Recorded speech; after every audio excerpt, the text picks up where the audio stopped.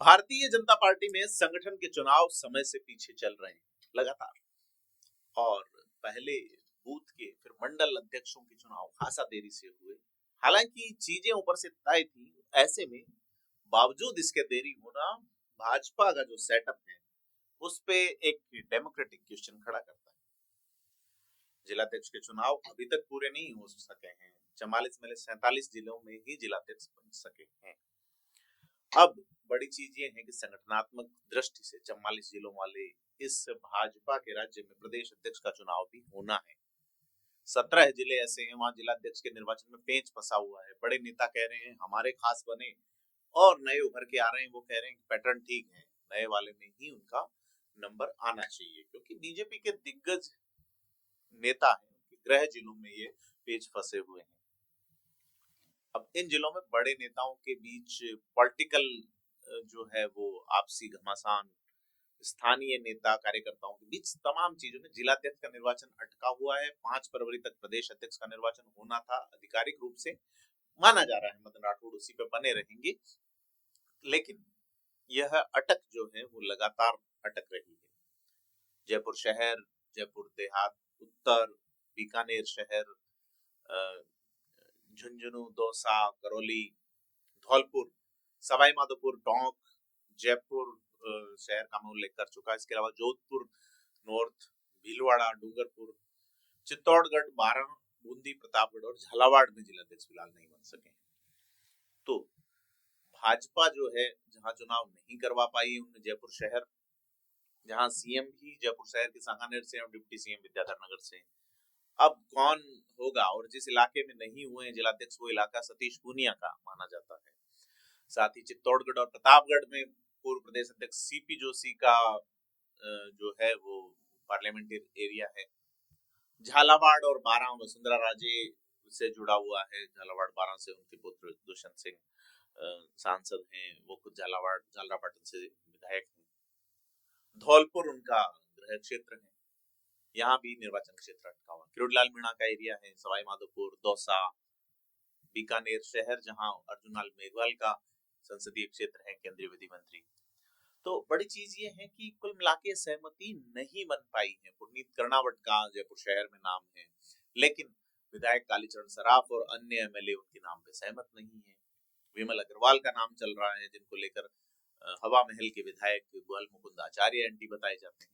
तो कुल मिलाके जयपुर शहर में ही जयपुर देहात उत्तर की बात करें तो वहां श्याम शर्मा जिलाध्यक्ष हैं, उन्हें रिपीट करने की बात चल रही है, लेकिन उनके नाम पे चौमू से विधायक रह चुके प्रत्याशी रहे, इस बार हार गए, रामलाल शर्मा को मंजूरी नहीं है।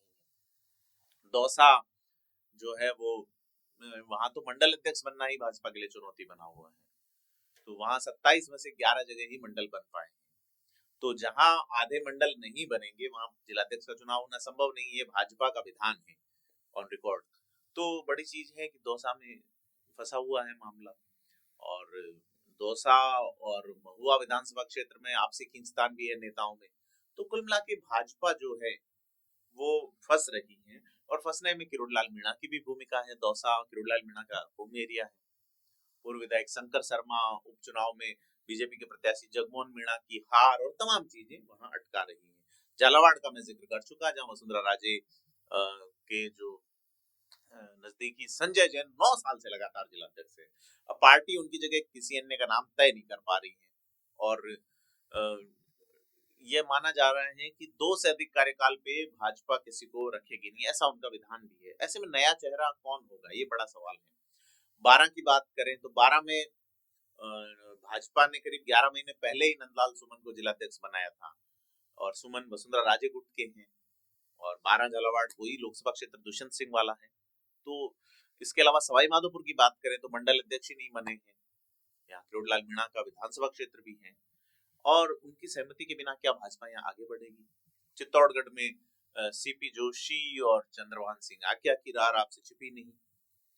उसके अलावा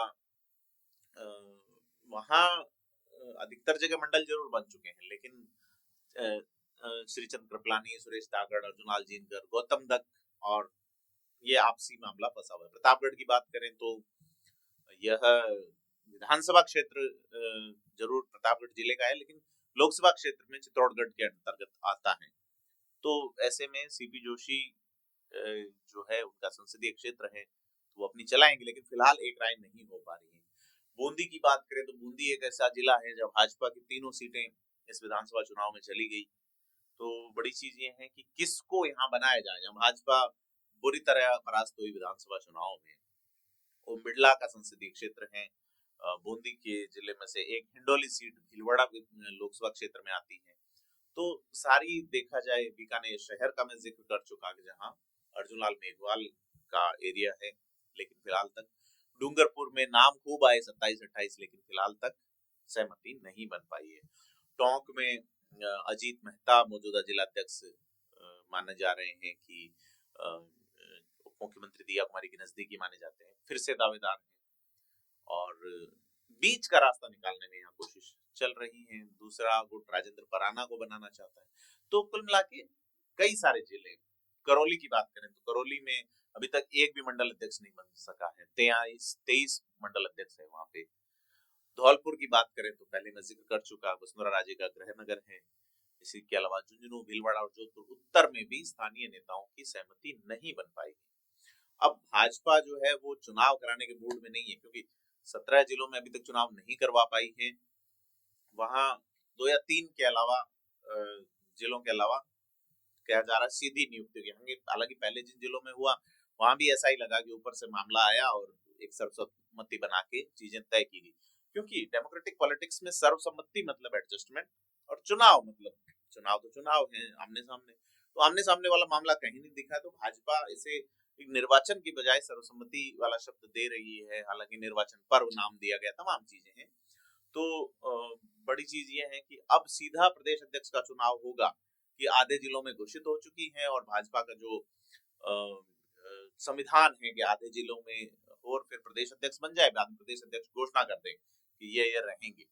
तो सारी चीज है कि 3 दिन तक निर्वाचन का कार्यक्रम चलेगा। पहले दिन नामांकन जमा होगा, दूसरे दिन नाम वापसी और तीसरे दिन जरूरत पड़ने पर चुनाव होंगे। तो माना जा रहा है मदन राठौड़ एक बार फिर से अध्यक्ष बनेंगे। इसके संकेत पार्टी के प्रभारी राधा मोहन अग्रवाल दे चुके हैं, लेकिन देखना यह है कि भाजपा में अब यह चुनावी प्रक्रिया आगे चलेगी भी या सीधे ऊपर से आदेश आएगा कि इन जिलों में ये जिलाध्यक्ष हैं। आपको क्या लगता है, कमेंट करके बताएं, वीडियो को लाइक शेयर करें। धन्यवाद।